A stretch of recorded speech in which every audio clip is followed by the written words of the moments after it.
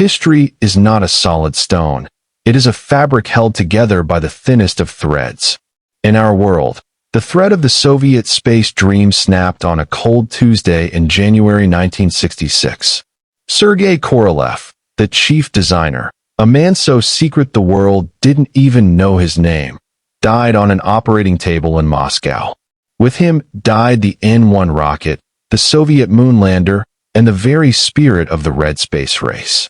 By 1969, the Americans were playing golf on the lunar surface, and the Soviet Union was left to count its failures in the dust of history.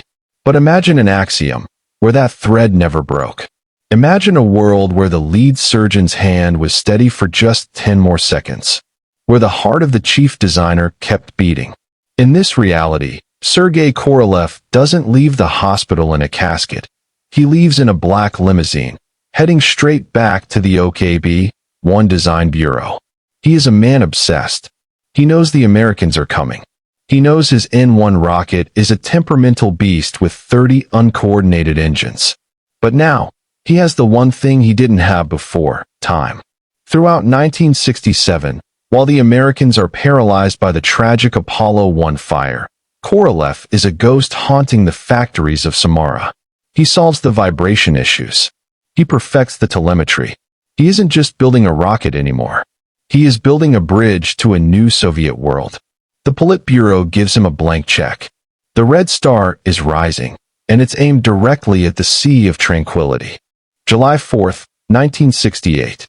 In the United States, the air is thick with the smell of charcoal and the sound of Independence Day parades. But 6,000 miles away, in the desolate, windswept steppes of Kazakhstan, a different kind of fire is being prepared. The N-1, L-3 stands on Launchpad 110. It is a silver tower of pure ambition, 105 meters of steel and liquid oxygen, shimmering under the harsh desert sun. Inside this Soyuz capsule, Alexei Leonov, the first man to ever walk in open space, checks his gauges. Beside him is Oleg Makarov.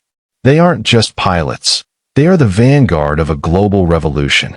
They know that if these 30 engines don't fire in perfect harmony, they will become the most expensive firework in human history. The countdown begins. In the bunker, the voice is calm, rhythmic, almost robotic. Descent, deviate, Vosum. Ignition. The ground doesn't just shake. It screams. A wall of white steam engulfs the pad as the engines roar to life. For the first time in history, all 30 engines hold. The N-1 doesn't explode. It climbs. It pierces the troposphere, trailing a spear of orange flame that can be seen from the border of China. As the first stage falls away, tumbling back into the Siberian wilderness, the Soviet Union has done the impossible. They have beaten the Americans to the starting line. The race to the moon is no longer a race. It is a pursuit. July 12, 1968. The moon is a graveyard of silence, unchanged for 4 billion years. That silence is shattered by the blue-white flame of a Soviet LK lander. In this timeline, there is no Neil Armstrong. There is no Eagle has landed. Instead, there is the static-filled voice of Alexei Leonov, broadcasting in Russian to a stunned, silent planet Earth. Zemlya, this is Berkut. We have touched the dust. Leonov descends the ladder. His movements are ghost-like in the 1/6 gravity. He reaches the bottom rung and pauses. He doesn't offer a poetic small step for all of mankind. He knows who paid for this journey. He plants a red banner, reinforced with wires so it stands stiff in the vacuum. He salutes. I claim this territory, he declares, in the name of the workers of the world. The Earth looks on in a state of geopolitical shock. In Houston, the consoles go dark. In Washington, the president stares at a television screen that has turned a cold, desaturated red. But the Soviets didn't come to leave footprints and take rocks. They came to stay. Within 48 hours, a second unmanned N-1 rocket lands nearby, carrying the Zvezda habitat, the first pressurized tent on another world.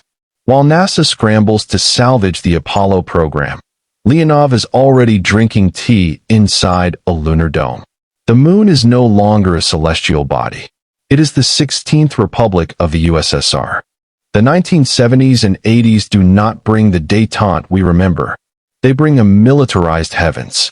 By 1975, the Zvezda base is a permanent city, visible through a backyard telescope as a flickering red star that never sets. The moon's resources, helium-3 and rare earth metals, fuel a Soviet industrial boom that prevents the economic collapse of our timeline. The Soviet Union doesn't decline, it expands. The Berlin Wall isn't made of concrete anymore. It's made of orbital debris and laser defense networks. The Americans, desperate and terrified of the high ground, launch Project Horizon. They build their own bunkers in the shadows of the lunar South Pole. The moon is divided. Craters are named after generals instead of scientists. Every night, humanity looks up at a moon that is no longer a symbol of romance, but a theater of war. Spy satellites orbit the lunar equator, watching for the first sign of a nuclear launch from the craters. We achieved the dream of the stars, but we brought our oldest nightmares with us. We solved the energy crisis with lunar fusion, but we paid for it with a sky that is permanently watched. In this world, the 1980s are a neon-noir landscape of heavy industry and space-age propaganda. Moscow is a city of monorails and holographic monuments to Korolev. The space race didn't lead to a handshake in orbit, it led to a permanent, cold, celestial standoff.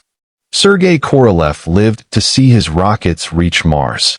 He died in 1990, an old man looking through a digital tablet at a red flag waving in the rust-colored sands of the fourth planet.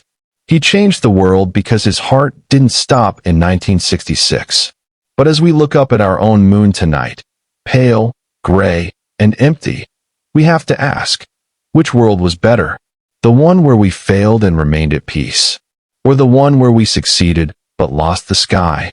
History is a fabric of threads. One broke for us. It held for them.